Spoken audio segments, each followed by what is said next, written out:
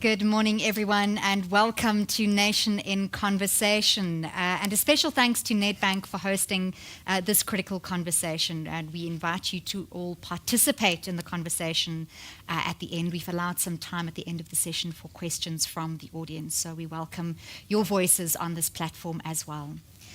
We're here today because the ground beneath us is shifting. Beneath global agriculture especially. And South Africa is feeling the tremors.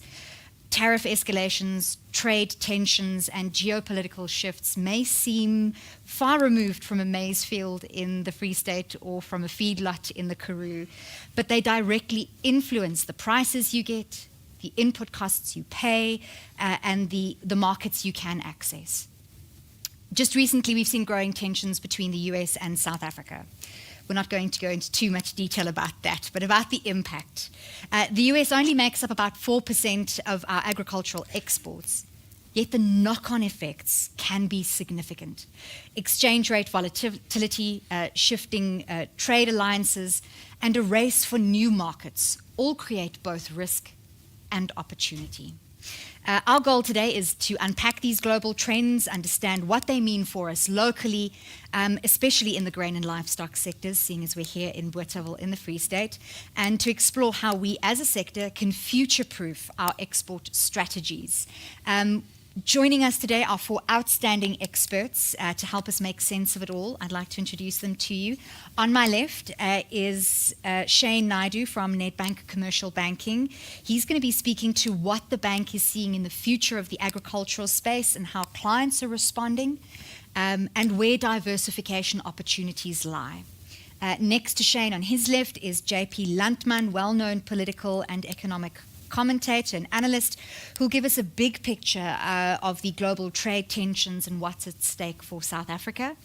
To JP's left is Lo Pinar, I just wanted to make sure, Lo Pinar from BFAB, that's the Bureau for Agricultural Food and Policy.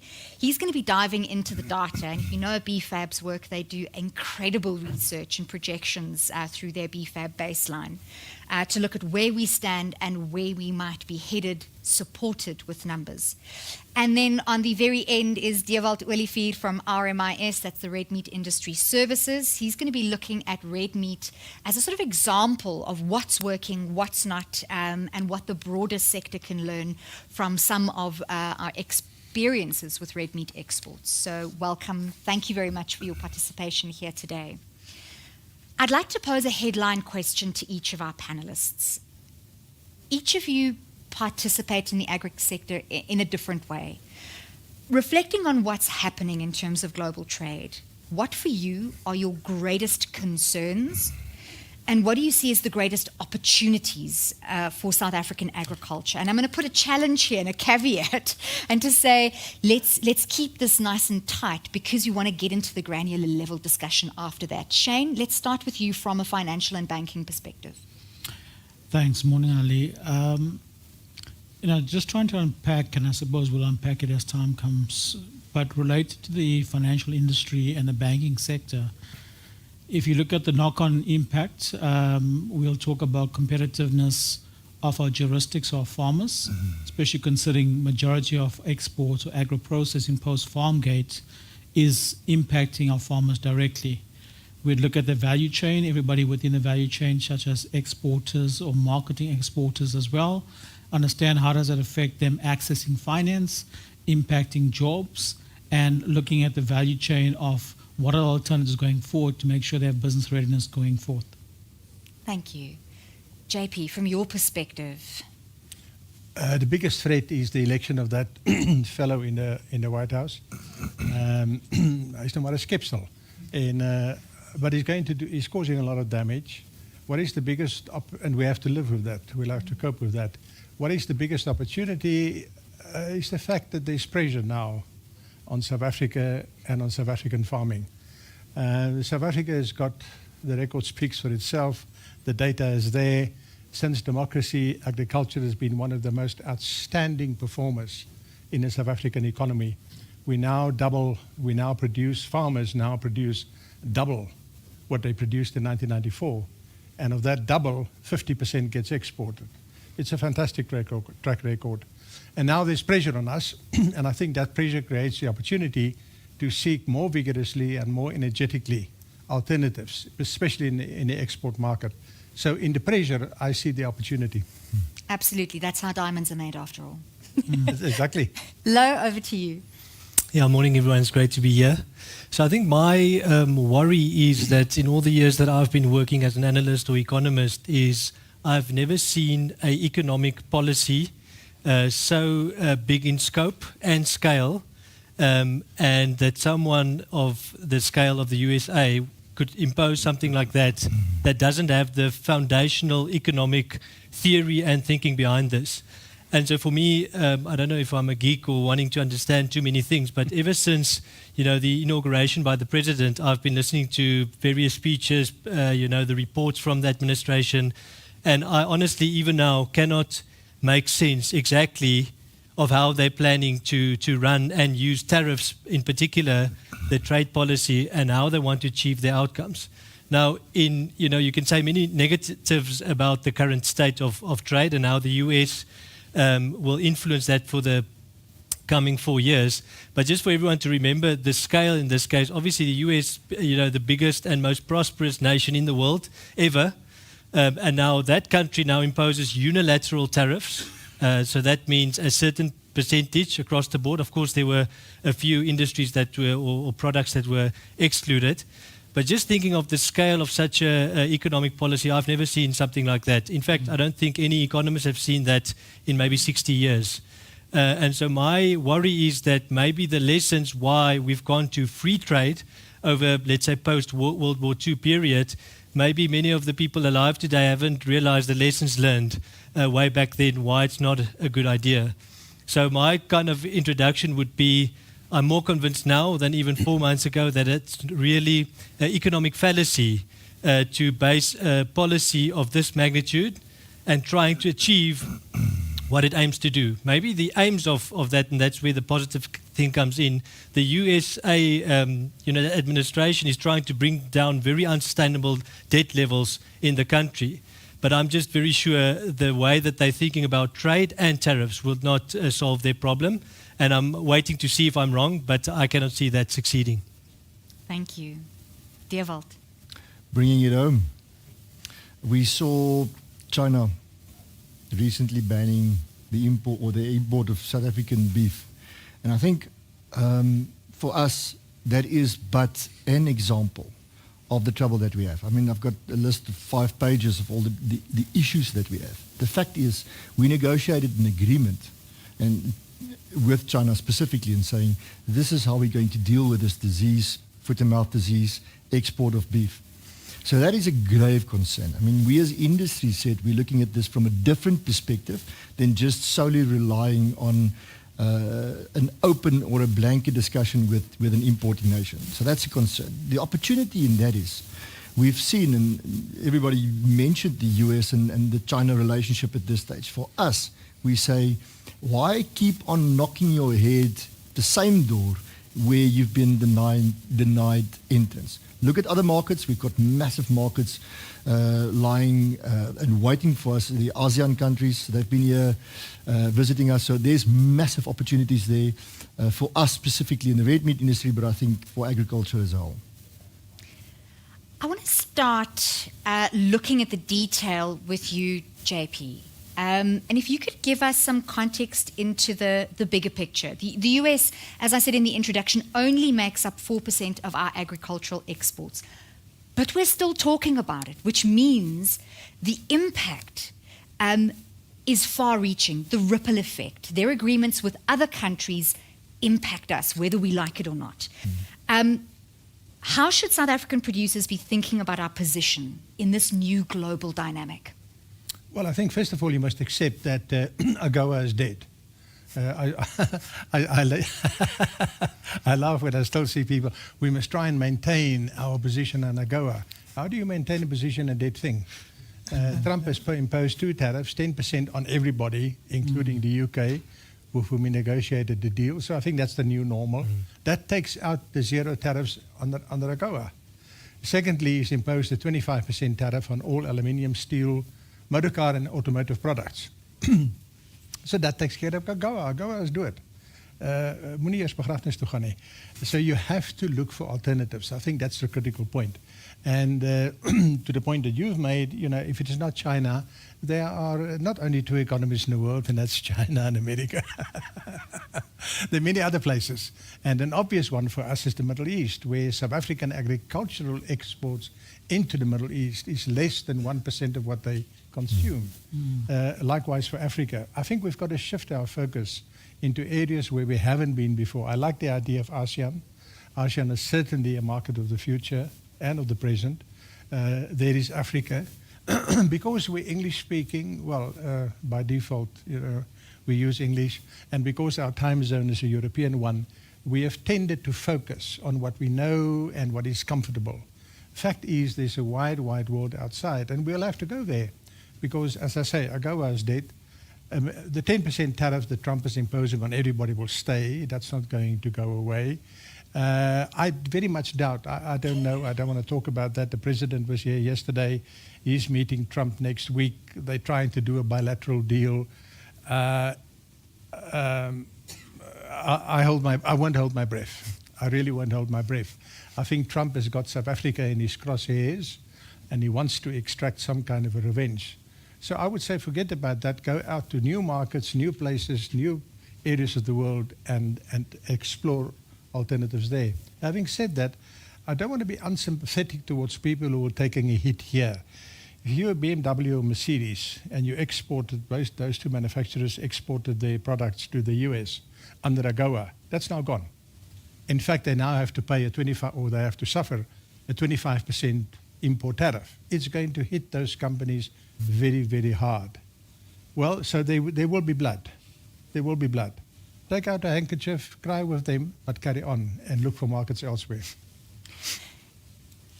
Just as a follow-up to that, these ripple effects can either mean we are further collateral damage, or we could be beneficiaries in some way. To what extent do you think we are ready to act on possible opportunities? Because we see a lot of things taking time. We know the wheel doesn't turn easily. Trade agreements, foreign policy, there's a lot of toing and froing, and there's a lot of attached caveats. We'll give you this if you give us this. So it doesn't happen overnight. Can we pivot quickly enough? It's a good question. Looking at the past, yes. Look what agriculture has done over the time since democracy. There's no reason why it cannot be repeated again. Minerals, you mentioned the 4% of agricultural exports that go to the US. The US takes 8% of our exports in total. Half of that, 4%, has been exempted from tariffs because the Americans need the minerals. So maybe we shouldn't deliver the minerals. I'm just asking the question. If they think it is so important that they put a 0% tariff on it, should we just let it go? Or should we play a different game? So ons moet 'n bietjie slimmer dink as wat ons in die verlede gedoen het. I think there's enough opportunity. The South African, for all its faults, the South African private sector is really, they're not perfect, but they're innovative, they're energetic, and they look for opportunities. And I think one must just allow them to go and find it. In the age of technology, in the age of information-based decision-making, we've got to look at the data, what the data says about how people are reacting. What trends are you seeing right now in terms of agri-exports, especially for grain and livestock? Yeah, thanks. Well, I guess everyone's asking, because trade is so much dependent on all the volatility from the US, and I'll ask anyone here if they would try and forecast the future. If you just look at the current volatility and the decision-making, was seeing on social media a graph that says an intraday tariff. And that was when President Trump announced a tariff of 10%, and then he made it 30%, and then on the same day, it was back to 10%. Now, in that environment, it's impossible to forecast anything. And the other problem is the decisions are made so quickly that there's no real-time data to support anything what's happening. Now, my view on that would be, and I don't know if JP would agree with me, but I think it's deliberate. The administration are, it's almost a boxing match. You jab someone on the nose and the eye starts to tear, and then you just give more hits on the political front. But also think of economic policy. It's basically at this moment impossible to know what's the actual impact of the tariffs on just trade in general. Just an example, and maybe to come back to your point on the 4%, I hear many analysts in the media talk about this, it's only 4%. But then if I told the audience here that our main trading partner, our biggest importer for agricultural goods is the Netherlands, and they are 11% of the total. So saying 4% is not that big, I don't agree with that. And then if you just go back to just overall trade, total trade, the US is our second biggest importer of all goods. So thinking of a unilateral tariff, either 10% or 25% on, and that will have really a big impact. But the other thing you also mentioned the spillovers is, remember it's South Africa. We'll probably face maybe 30% tariff. I'm also not holding my breath for a big deal in the Rose Garden announced anytime soon. But then, thinking of how we will adapt under those conditions. And it's actually a funny thing about, economists, if you ask anyone, who pays the tariff? And, we haven't had to answer that question for a fairly long time. And now I even speak to businesses and they ask me, who's going to pay the tariff? And the answer is, I think it's going to be inflationary. So I assume that prices will increase in the US. But now because US trade with the rest of the world is impacted, you might have areas where prices comes down considerably. I'll give a quick example of blueberries. So the US is the biggest blueberry market in the world. It's 100 years old. It's by far the biggest per capita consumer. 35% of all fresh blueberries are consumed by the Americans. And we don't export anything there, we export to Europe. But Peru supplies them into that market, and as soon as that market is full, it goes to Europe. And then in Europe, our prices crash. So now my question is, if you think canola, you look at meat, any of the other agricultural commodity, if they go for a certain tariff policy and that starts to take place and it's maintained, I think the impact on global supply chains will be massive. Ships being on the one part of the world, we saw what happened during COVID. So just looking ahead, someone that mentored me said one time during COVID, he says, never seen a crisis where prices doesn't rise. And so when thinking about agricultural exports, there will be opportunities. But I'm a little bit concerned that we have to move very fast. And the other thing I will mention, thinking about agriculture, it's going to be very difficult going to the US and trying to negotiate a deal, because some of the elements that they're worried about are industrial policy, and now we have agricultural policy. And now you have to negotiate, are we going to go for a concession on, let's say, vehicles, or are we going to allow citrus?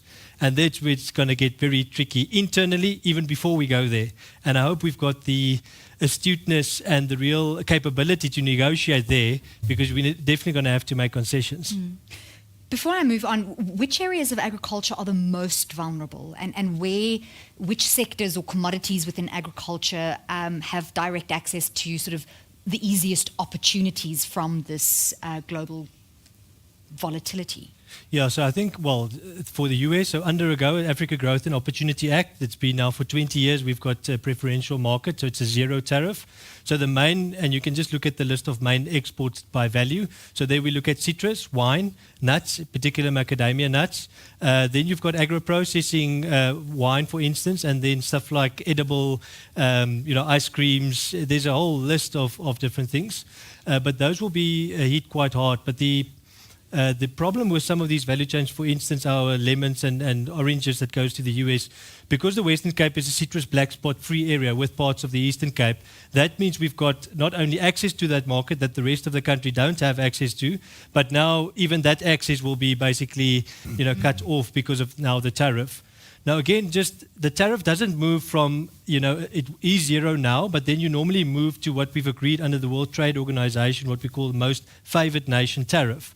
But what we see now with Trump is he doesn't really care much about what they've agreed on over anything. Nobody's favored. Exactly. And so it's not the case of moving now from 0% to maybe 3.5% on orange juice, for instance. It's going from 0 to 15, 20%. And you can't do business under those conditions. Dear Walt, looking at opportunities, are there markets that are already starting to take more South African product because of the shifting global supply chains?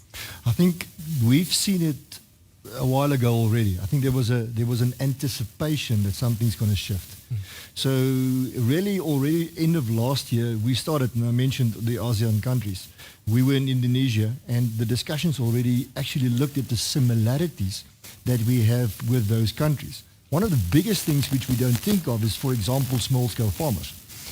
All the ASEAN countries have got small farmers or small-scale farmers, and they want actually as a quid pro quo for the import or export our meat to them, specifically look at how do we assist them in embracing the small-scale farmers within their countries and ensuring that they are also obviously growing, becoming commercial farmers. So definitely. And that's thinking out of the box, and the saying of a boer maak 'n plan. Sorry, your I think microphone is that's giving issues. My mic. that's how we see it. Is we need to really think out of the box, think differently. And daai boer maak 'n plan ding, that's what we've got to do at this stage. And it is definitely happening. I referred earlier to China, and I think the Chinese thing is very delicate for us from a beef industry, and it's very small. But the fact is, and it remains that it's difficult to open up markets. So to just close down a market and to open a new one isn't that easy. It takes a lot of time and to give comfort to the importing nation. But I think at this stage we're very, very good aligned and positioned to give comfort over and above just the normal biosecurity. It's collaboration, and you must remember when the Royal Thai Embassy sat with us, and we mentioned the US and let's call it bully nations, if I might use that, immediately they felt a lot closer to us, and they said, we feel the same. So there's common ground between us, I think, which could lead to agreements. Fabulous. Shane, coming to you, you've got a unique view across the banking portfolio. From where you sit, how exposed is the agri-sector to the shifting trade terrain? So there's a few lenses to that question. I think, with global trade, we don't necessarily have a sector industry code, unlike agriculture, mining, or manufacturing. So our lens would cut across all those sectors. So from that perspective, if you look at how susceptible are they, how long is a piece of string, for example. We talk about 4%, and just to put some numbers as of last year, in rand terms, that's close to 250 billion rand. However, I don't believe that's the only size of the market. If you look at what our colleagues have talked about, I'll give you practical examples, macadamia and the Lowveld. You often have farmers that buy land in Mozambique. Why? Because where we have a southern season, they have a northern season. So they produce commodity throughout the year and export it from Mozambique directly to those countries. So it's called merchanting transactions. So what do we report on? We report on statistics in South Africa, and that's the 4%. So I do believe the market is bigger than that from a merchanting perspective.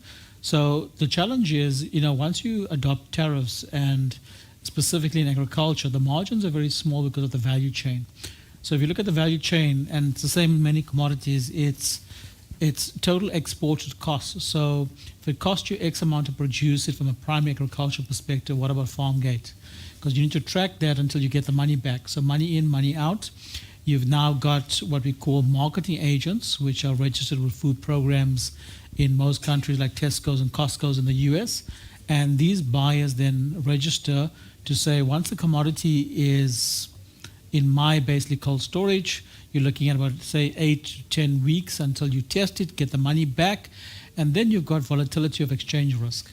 So most of these agents, if they don't pay your voorskot or advance payment towards winter for next, let's call it April harvest, you'll find they get allocation, they keep basically our growers at demand, and those don't have much choice currently. So the new climate is, what does a new climate look like? And I think this is now the uncertainty that we now are susceptible to. What are the new climate? For example, if you look at Brexit a few years ago, they faced exactly what we're facing now. So what did they do is, how do you diversify? Not just in terms of value chain, how do you sort of produce or create value in terms of your commodity to produce a product that goes into, for example, baking? So if you look at nuts and macadamia, sticking to that, in Asia, they utilize macadamians as a source of gifting. They inject it with a little salt-flavored water, and they give it to basically affluential families. And you'll find that the culture and demand shifts. So the Asian market, the European markets is something that, it's a very uncertain market, because if you don't have fair trade or global certification, it's very challenging, very much like black spots. We talked about citrus. If we have to finance it as banks and you don't meet those certifications, that commodity is burnt. It doesn't even return to South Africa. So, where do you draw the line? So from that perspective, it affects it in a huge perspective, where if you go downstream, back to primary agriculture, it's jobs at risk. It's, do I have the funding to actually make sure I have overheads, the capital, the liquidity, the value chain, and understanding that if I move into a diversified market, do I understand that market? And that's, I suppose, where we'll talk about future proofing of businesses. Banks are no longer traditional banks anymore. We're trying to move from a perspective where we move from a banking perspective into becoming trade advisories and alliance partner in the business. So the earlier you get the value chain involved, understanding what benefits you, where can you remove the middleman, where can you understand basically how to penetrate the market or enter the market with support of insights that either trade advisors have done it before, then you increase profitability. If you can't basically do that, the challenge is you're going to find yourself wanting, and then you have a financial impact on the business. So that huge impact is, in our world, it's default of loans. You can't afford to pay back loans. You'll find businesses going out of basically manufacturing or circulation to the point where they start with job losses. You change from permanent employees to seasonal workers. And if you can't basically get the capital to buy those farms, like I said, in Mozambique, you don't produce consistent income throughout the 12-month cycle. So, there's quite a few dynamics around this in terms of what's acceptable. It's probably any commodity, anything that's exposed yourself to cross-border. The challenge is, we talked about flat tariffs. So flat tariffs could affect Mozambique. It could affect other countries. For some reason, there's certain countries in probably a very, very, let's call it area where it's not sparsely populated, where there's no tariffs. I don't know how, what type of methodology was applied around that. But Are you talking about the island where the penguins live? that's the one. I was trying to be diplomatic, but you're 100% correct. So in terms of that, things like grain, where you have a future commodity, where you can buy a future, we can guarantee a price. If you buy it, you sell it, or even if you hold it. But if it's affected by tariffs, and you lock in your price at, let's say, 10%, the challenge is you have somebody that actually gets a tariff that increases by 20%, and you funded the deal, you've done the deal at a loss. So what do you do with a commodity? So, it's the same like hedging the commodity. You'd hedge it for a 3-month forward and make sure that you have a contract or have it in advance, and you sell it. Great, but the challenge is, the markets that you might sell it to as alternative markets, and that's how I see and a pivot of the landscape changing. So, I'd probably agree with my colleagues. If I look at AGOA and the 8,000 products that we were enjoying historically as Africa, try to focus on something that's within your control in the private sector. So if you do that, you move to a point where you have business readiness, and it's, as much as we want public-private sector collaboration, that wheel turns very slowly in the public sector. So rather focus on what's in your control, and you'll have more ability to basically have financial readiness and, diversify your markets, improve efficiencies in the value chain, and making sure that, you do what you're good at, which is farming, but you need an alliance partner to ensure that you move forward in the new landscape going forward. And of course, nothing happens in isolation. We're not just dealing with global trade volatility. As they say, misery loves company. And we're also dealing with increased regulations around things like CBAM, especially in the EU. How are your clients at Nedbank responding to these pressures from different sides? But ultimately, it's like a pressure cooker. So look, at this point in time, I think, what we've learned is people in general tend not to notify you until, the basically X's hit the fan.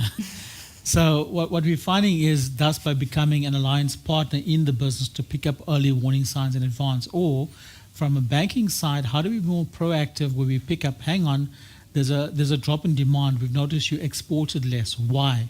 What's happening in your world? How can we work with you to make sure that you meet the demand, whether it's funded or not? So relativity is how do you grow with the business from that perspective? Because if you look at CBAM, right, it's your carbon adjustment mechanism where it's majority affected by what footprint you leave. And way back, when this was launched, fertilizer, it's an input cost into basically our farmers. So that has a huge impact on us. If you look at pre-plant season now in winter, who doesn't need fertilizer? So from that perspective, the challenge is we're providing pre-plant loans, but you have a CBAM regulations, you have what I call Reserve Bank restrictions and reporting on that. And this is the markets we're referring to. So where you have reserve banks in Africa, you have free trade agreements in the world like Europe. It's easier to move money there versus commodity versus Africa, which is more prescriptive. So do we understand the market, and do we understand basically who understands the market to partner with? And this is something where we're trying to ongoingly promote to say, these are the unique skills we have. For a nominal fee, you have access to that. And we are finding that our farmers, they're not tight-fisted, so they pay for advisory services to huge audit firms and 3 or 4 companies, and this gives away margin. So, at what stage do we get to where we become the trusted trade advisor to ensure we grow with the business, at the same time making sure that businesses grow without any impacts from a macro perspective? And that's really what we call financial business readiness. Lo, where are we with momentum in terms of new markets at this stage where we are now? Is it still all talk and we're yet to see the action, not in terms of not to put blame on anyone for not having acted yet, because people are very much still figuring things out as we go along, but are we seeing actual movement? I was hoping you won't ask me that. So I think there's definitely momentum shift. I mean, for instance, in the horticulture sector, we are now busy with, fruit to get access to China. The national government use a queuing system for different commodities. In what used to take 10 years, 12 years, we are seeing fast-tracked, but I mean, even the most recent one on stone fruit still needs to pass, but hopefully getting that to a year. But I think we're in the environment now where you jump from 10 years to maybe a year or two. We need it yesterday to offset some of these impacts of the trading regime. So I'm confident. But again, then the question is, there's always processes. This idea, and maybe tied back to the global trade environment, it seems that we are moving now, in President Trump's words, from a free trade to fair trade. Now, the idea that the US is the biggest market, with having trade deficits, that would imply it's unfair is I still need to figure how he gets to that conclusion. But it's like the World Series. No one except America plays the sport. So yes. Different definition of the word fair. But, I'm very convinced that, and anyone that's dealt with the US or any developed economy in doing a trade deal, it's extremely difficult to think that they would put pen to paper on a deal that would benefit, would be against them, to their detriment. It's difficult to think that's the case. And again, just back to the economics, the fact that you've got a trade deficit with someone, that doesn't mean anything if we think about economic theory in terms of why you would trade because of comparative advantage. And that's my theory or thinking about this. I'm quite libertarian on trade because my inclination is the benefits of trade is enormous. And that would offset any small little details that maybe you are not happy because we didn't export another 5,000 tons of poultry. The economy-wide on both sides, it's enormous. So I think in that case, back to opening markets, like Dewald was saying, we now have an opportunity to jump fast. I mean, many people have criticized the whole BRICS. We're part of BRICS, but where's the evidence of that benefiting us? We know there's a development bank, but where's the trade agreement? Why don't we have access for blueberries into China? 30% tariff. And so I guess also then talking about free trade, it's been called free trade, but every country tries to protect their own market. And I guess the benefit now, thinking about the commodities, what has happened with the US, now Europe has come to say, listen, South Africa's our our trusted partner. I said, wait a minute, but what about the issue with our citrus going into the EU and all this technical issues that they have? So everyone does that. It's never been totally free and fair, but you negotiate. You pick up the phone and you say, I've got a problem with this and that, and you sort it out. So I wish it would take 5 months, but then I also don't want to say our Department of Agriculture needs to double in size, because I know there's inefficiencies there as well. So it's a balance. With any resource, you need to think, where can you make a big impact? And I don't think getting bigger personnel there would make it faster, because the importing country like Devold said, they would say, we want this, this, and this. And you say, no, but we want this and this. So then the reciprocal nature of that trade is technical, and it takes time. And so the other thing, just on the timing piece, I mean, we don't want to bring in plants here with diseases that will suddenly release a very big risk to our, crops or livestock or whatever. So there are reasons why it takes long, and I think there is momentum. So I'm positive, but I guess just where I'm a little bit still looking ahead is thinking, who's going to run all of these negotiations going to the US, because that's going to be very difficult. Our position at the moment is going to be one where we'll have to really explain what we bring to the table, and it's going to be offset between industries as well. So there's going to be some infighting as well. Devold, you want to add to that? We talk US, China, everything very, very far.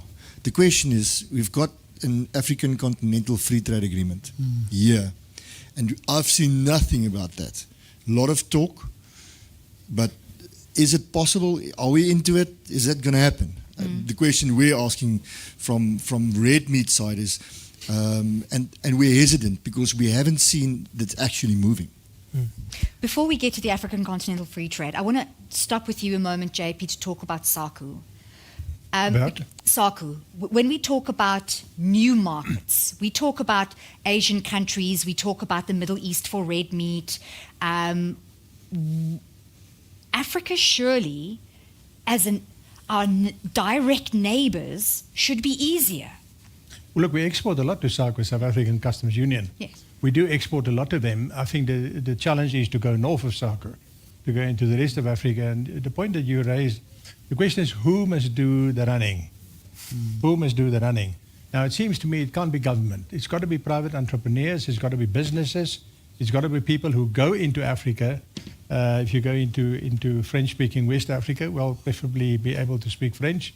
If you go into Portuguese Africa, preferably be able to speak Portuguese and so on.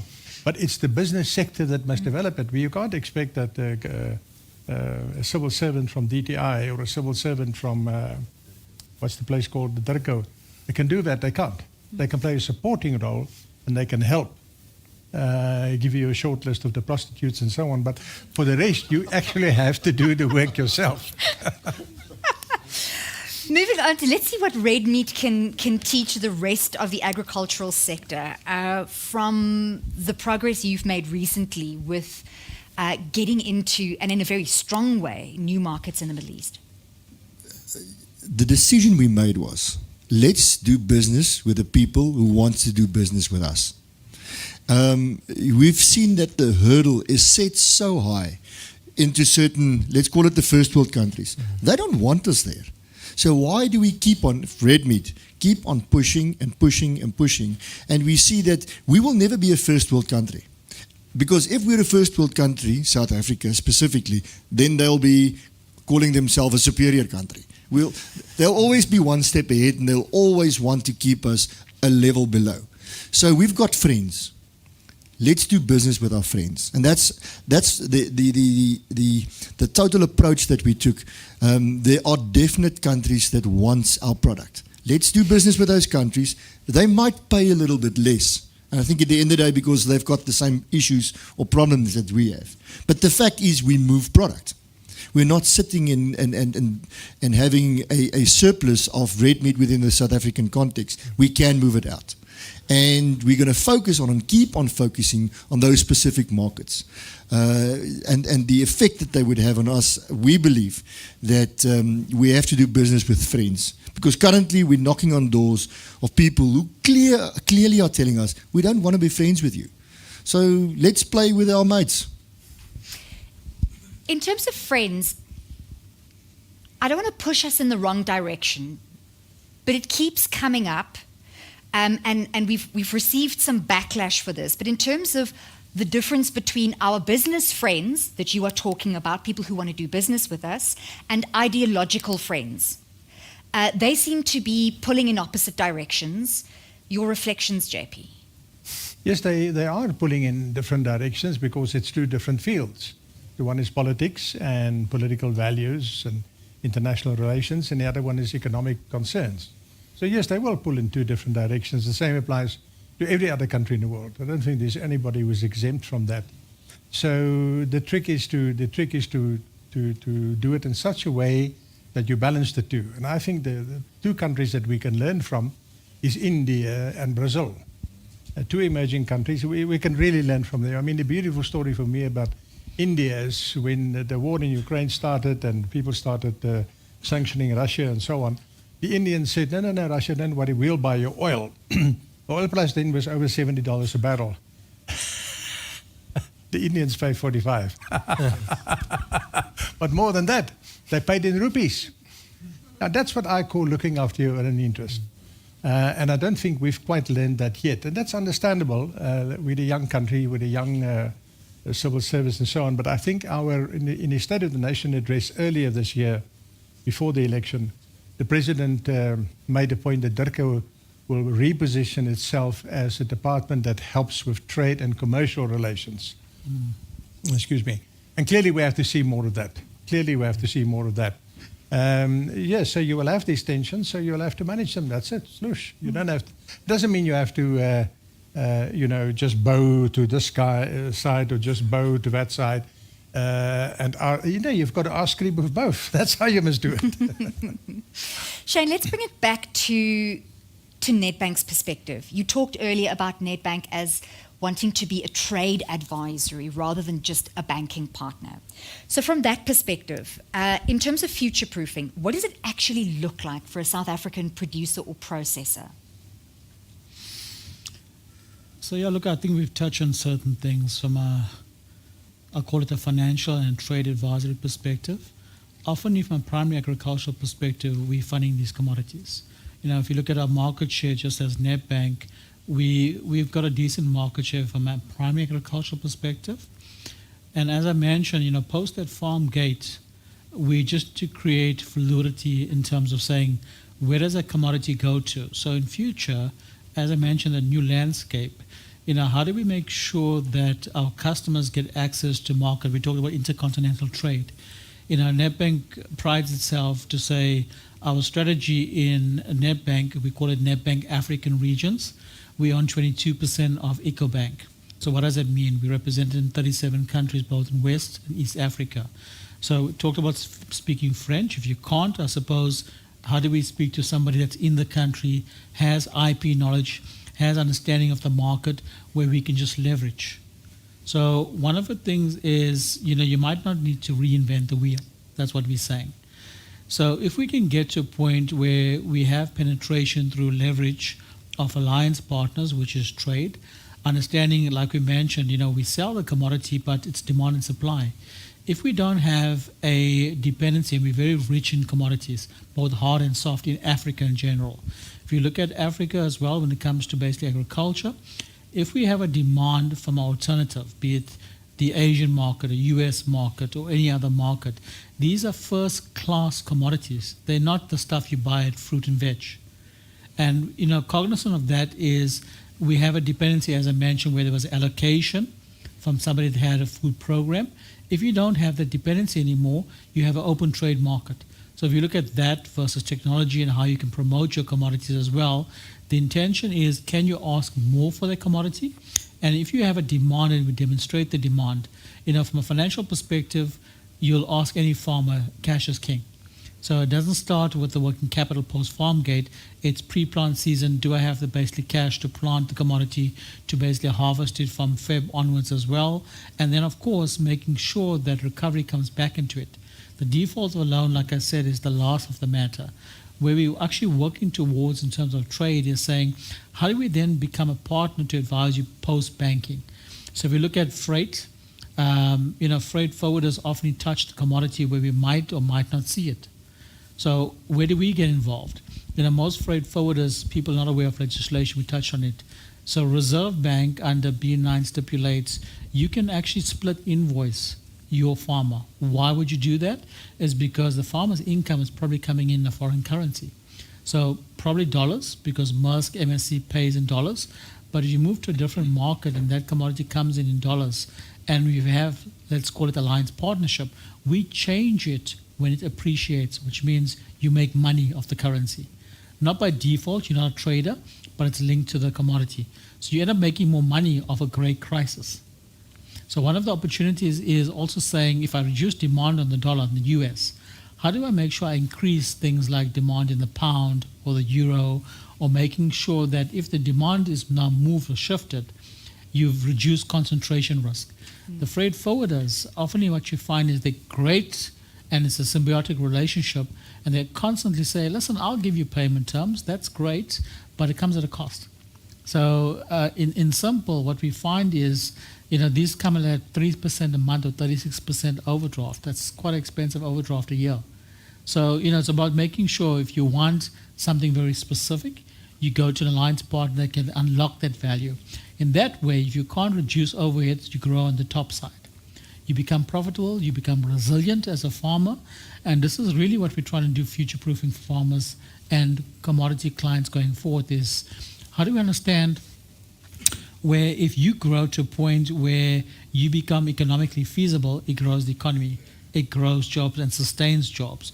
How do we make sure that, if you got surplus cash, it's pushed in the right direction? For example, what we find is most of our larger type citrus farmers and mac farmers, they buy farms in adjacent common monitor areas like Mozambique, and they produce throughout the year.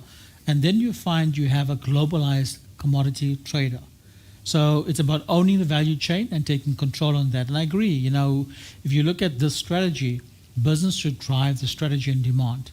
Then you'll find the public sector will follow that, and then automatically we'll say, listen guys, we have the demand. And if you look at the likes of DGI and everybody adjacent to that is demonstrating, if the demand is there, would it not warrant us renegotiating trade agreements? So that's probably what would need to happen, where at the moment, the concerns are, what if AGOA doesn't happen? What if we cannot trade under this intertrade agreement in Africa?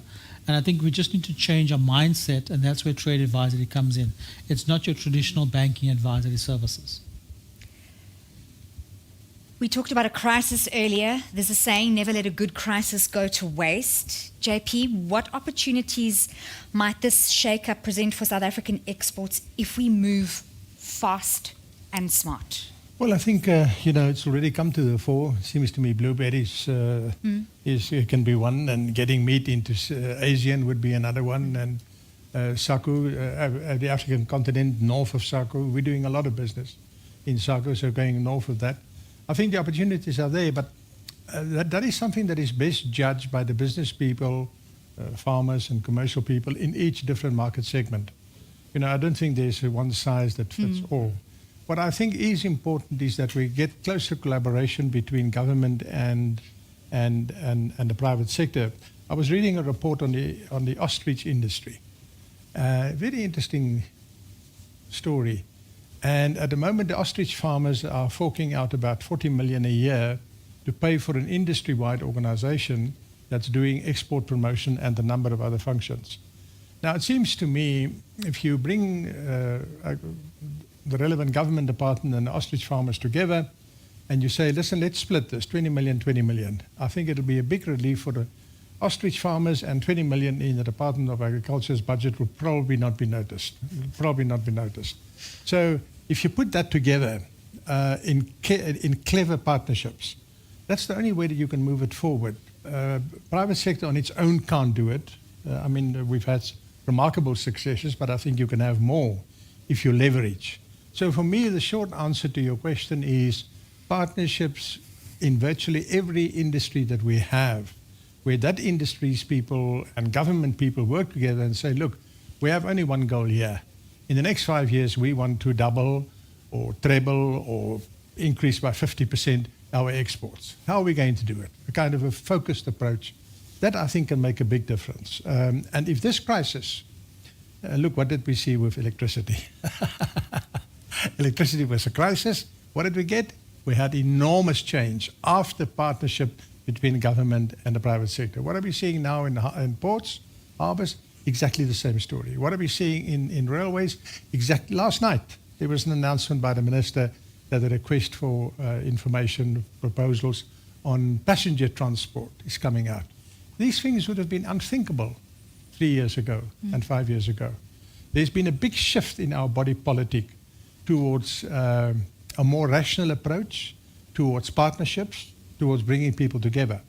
And that I think is where the future lies. And if we can do that at scale, I think the rest would follow. The rest would follow.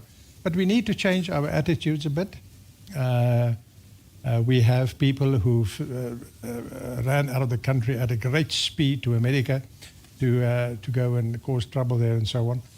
And basically you can divide them into two groups. It's the far right, and you all know who I'm referring to, who represents about probably 2.5% of the South African population. And then we have the liberals, who try to do the same thing, also trotting off, speaking to all kinds of suspects in Washington.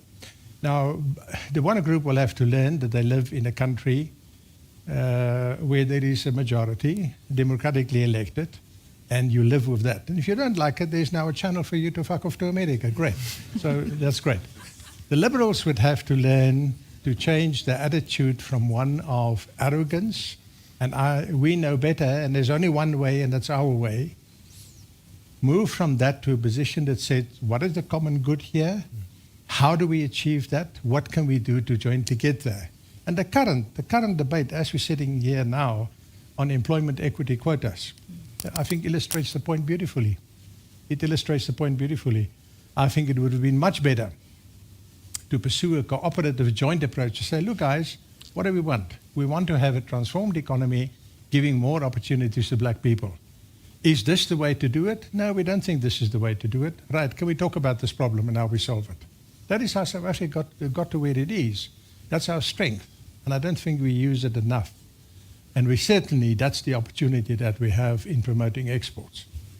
Dewald, coming to you to talk about farmers not being left behind in this trade pivot, especially the smaller ones, because sometimes they're the ones most affected by these global shifts, but they're not necessarily in the rooms when the discussions are had. Technology obviously being used, very, very important. And the technology that we're using shouldn't necessarily be paid by those smaller farmers. But I want to latch on to what JP said, and I agree totally with that. It's a swear word. It became a swear word, private-public partnerships. I think it's just cooperative management of situations. We've seen that within the red meat industry, and I think the last, I would say, 12 months. And yes, there's still problems with regards to, for example, dealing with diseases. But getting the smaller farmers in and say, what's the needs that they specifically have? Looking at the outbreak of foot-and-mouth disease now in KZN, the discussion with government is the following. Close down all the auctions, and those people you will criminalize the farmers because they're going to move the animals. They need to pay school fees. Let's take that. Let's take hands with government and say, let's manage these auctions together. As industry and government each have a role to play, and ensure that the smaller farmers do have access to sell their animals, but we've got oversight. We think it's a black or white, not people, but I mean a black or white situation. There's always grey, and we need to manage the grey. The black and white will sort themselves out. But the smaller guys are in that grey area, and we need to assist them. With our industry, red meat, obviously we're looking at 45% of the cattle are in the hands of emerging farmers. And our entire strategy 2030 within the red meat is to say, how do we take these guys and bring them not necessarily to commercial level, but get their cattle into our value chain because we need them. We need them to assist us in exporting more. We need them to assist us in feeding South Africans red meat. And the only way we're going to do this, in my opinion, and I think the way that we address this is cooperative management of our situation. Otherwise, they'll be left behind. The commercial guys will just run ahead. They've got the capital, and they've done it in the past. They open up markets themselves. We need to bring these guys in and say, assist us in getting them there as well. And it's on us as industry, where I sit to say, look at genetics, look at biosecurity, look at safety of those animals, and in getting these animals within our industry, in our value chain. It's very easy to focus on the pain. South Africans, we love to complain, but we are also incredibly resilient. Compare us with European farmers, European consumers in other parts of the world. They've been mollycoddled for years. Subsidies from government. Consumers haven't really felt the pressures of inflation. South African producers and consumers have always been, or for the last 20, 30 years at least, permanently between a rock and a hard place. So the wonderful side of this global volatility is that we understand a place of discomfort. We operate from there as our base level. So Shane, I'd like to give you an opportunity from Nedbank's perspective to leave us with the positive of the current situation, the movement that is happening, and your view of where we could be in the future if we move with agility. So look, I think pivot is the optimal word, and I think Deval raised an important point. If you look at things like the growers market and who supplies the growers market, we can demonstrate demand to creating scalability. So what do I mean by that? One of the things we'll touch on during the course of the day is what we refer to as technology companies, fintechs. So what does fintech do very well? They've got the outreach to reach the global market internationally, but they plug into our railways as banks in terms of regulation. So we create trading platforms, and through trading platforms, you create international demand. So if there's international demand, we regulate that, we drive it, and we come together as a collaborative effort. It makes it very easy for us to create a South Africa regulated body aligned to that export readiness. So, we don't have to go far from home. That's what I'm saying to you. So if we create this, as banks, we call it straight-through processing.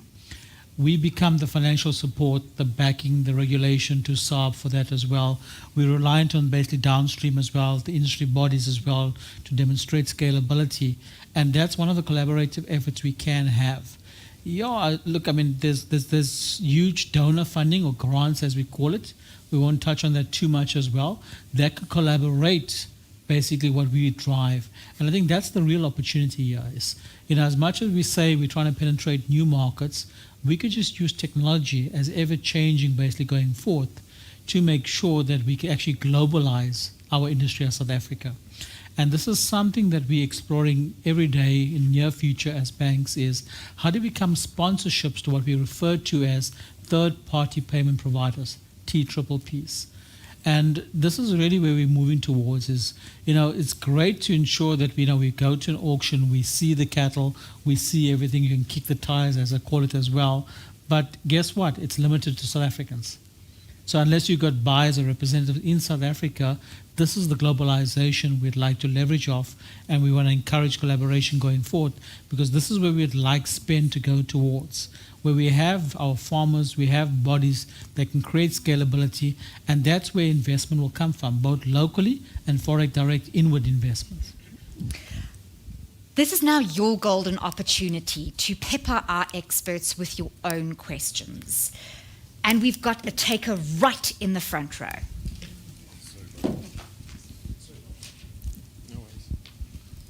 Hi, sorry. My name is Nick Wilson. I'm a journalist from News 24. Hi, Deval and JP. I've spoken to them both before. My question is, well, for JP and for Deval. JP, you said we've basically got to get used to the fact that AGOA is dead. It's dead in the water. So there's, and that ties in, and I hope I understood that correctly, that ties in with what Dewald was saying that we've got to stop knocking on people's doors who don't want to be friends with us. Do you mean the US, or is it China as well? Or those are my questions. Thank you.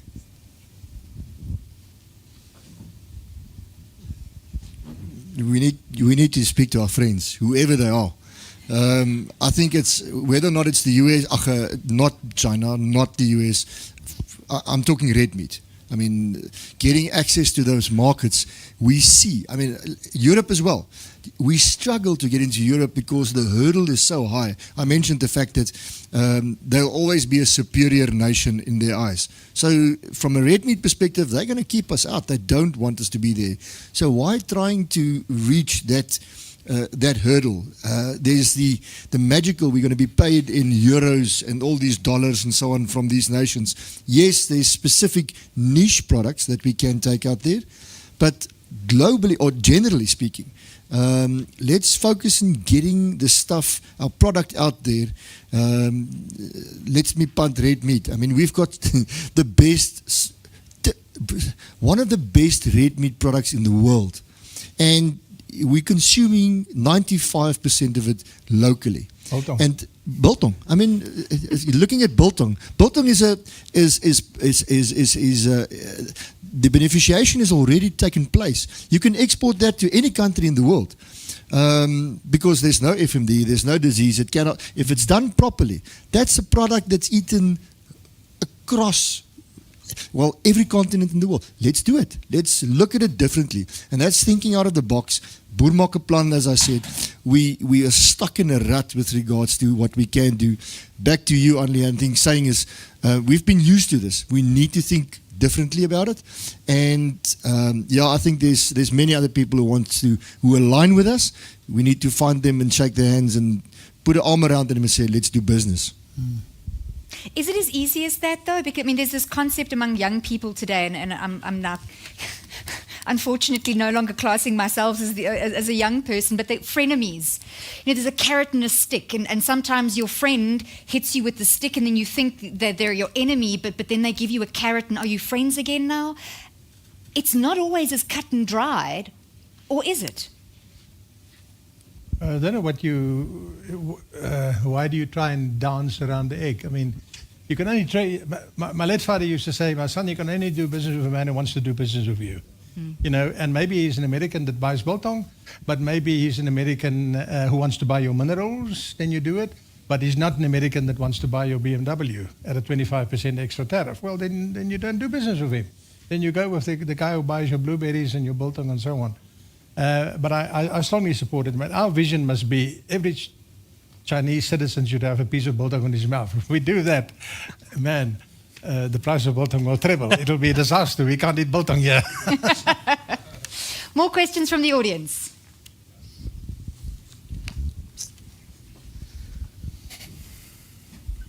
Thank you. My name is Graham Heffer. I wanted to ask, because I haven't heard anything about it, what about the Africa Free Trade Continental Area? I think that may be something that we need to look more into, especially now, and it may protect us a lot more if we get it moving. Or is it a dead duck? So we did discuss it. Were you taking a little nap then? Maybe. And I think the point we made is it cannot be done by government and civil servants. It's business that must stand up and take the initiative and do it. And government can play a supporting role, and not all of it will be successful. Think of Whitey Basson and Checkers, who went into Africa in a big way, and they retreated because some of it was just too difficult. So one must accept that. But that's the responsibility of individual businesses and business people. That this cannot be a government thing. Government has put the agreement there now, and where they can help you, you must push them, and they must help you, but it's up to business. Business must take the initiative and do it. That's the way I see it. Yeah, I can maybe add to that. So obviously this deal, I was very optimistic when, in 2019, 20, they were talking about this, and, I was kind of very optimistic looking at the numbers. And the reality is it's now gone through the, all the processes with the commission and the like, and the tariff list has been ratified. But really, because we travel quite a bit in Africa as well, we don't see that big investment and trade now. I mean, the reality is just think of how much these countries still charge each other to just fly over them. For instance, I mean, it costs more expensive to fly to Malawi than it is to Europe, for instance. But so just, and that's maybe the last thing I'll add, is that I was actually in Malawi last week, and that points to the positive nature, also with Africa Free Trade Agreement. But it was to me just phenomenal to see. So Malawi is the poorest country in Africa, one of the poorest in the world. And I traveled north, so far away where all the expats and the Americans and the Germans would spend a nice time at the hotels, to a rural area about 100 kilometers north of Lilongwe. And what do I find when I drive off there, turn off the road into a busy kind of environment where there's a market, but not even our municipal market, it's a Malawian market. And there I find a guy with a big tray, and it's got individual apples, right? Beautiful apples. And then when I stopped there, we started an engagement. It's the Tue apple with a sticker on it, and he's selling that, hundreds of them. And I drive past a few of them, and there they are. Now, a South African farmer that can produce apples to the supermarket in Lilongwe, a trader goes there, buys it, travels the 150 kilometers, and sells it on the street corner to the poorest country in the world. I mean, that should show you something about our ability to be competitive. Because remember, that person doesn't have the buying power.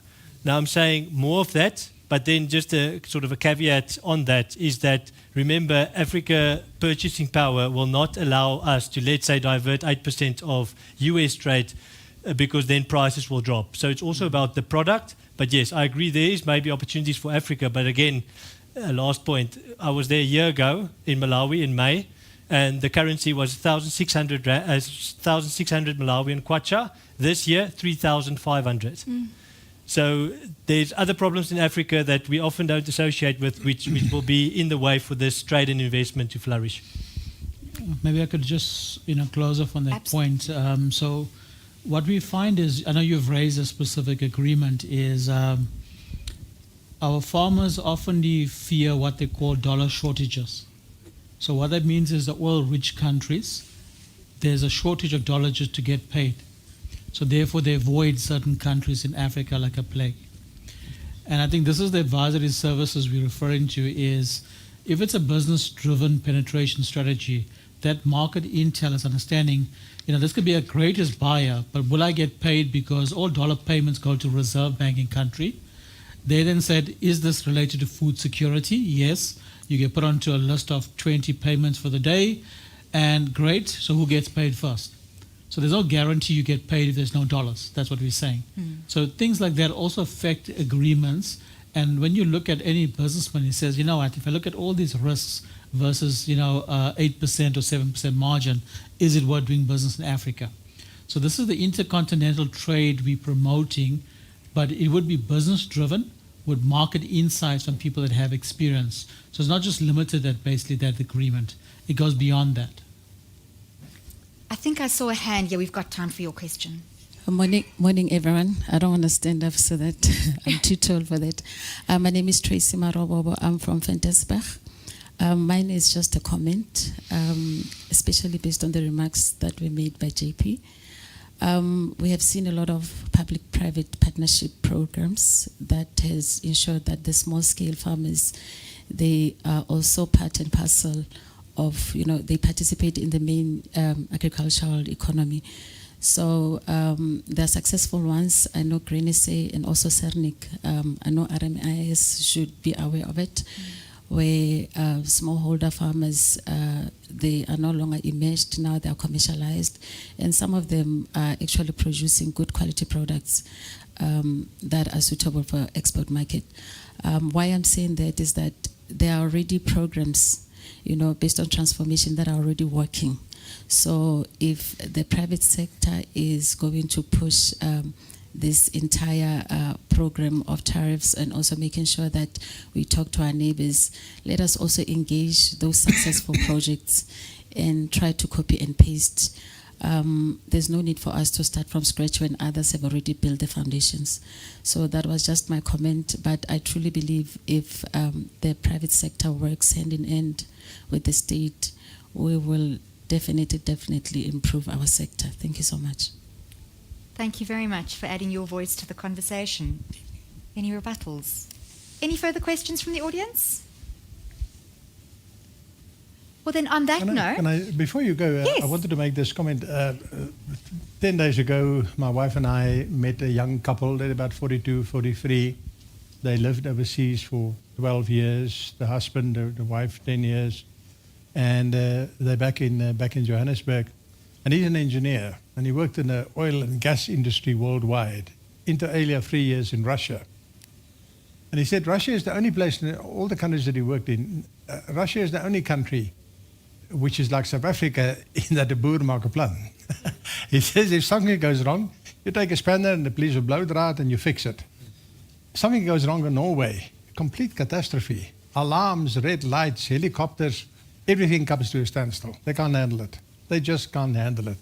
The Russians and the South Africans boer maak 'n plan. And I think something of that is what is applicable here and what we must work with. Make a plan with what we have. Yeah. Ladies You and don't- gentlemen. You don't have a goer, so move on. Move on. It's dead. It's dead. Thank you to all our panelists. Thank you for your insights. It's clear that we face serious challenges. We also have real opportunities to reset our trade strategy, not just to survive, but to grow. That's the aim. For South African agriculture, especially our grain and livestock sectors, the message is this. We've been through tough cycles before, and we've come out stronger. With strategic diversification, smart partnerships, and the right support, including from the finance sector, we can position ourselves to fill gaps in the global market and build new, resilient trade pathways. Thank you for your time. Thank you for your questions and your commitment to growing this vital industry.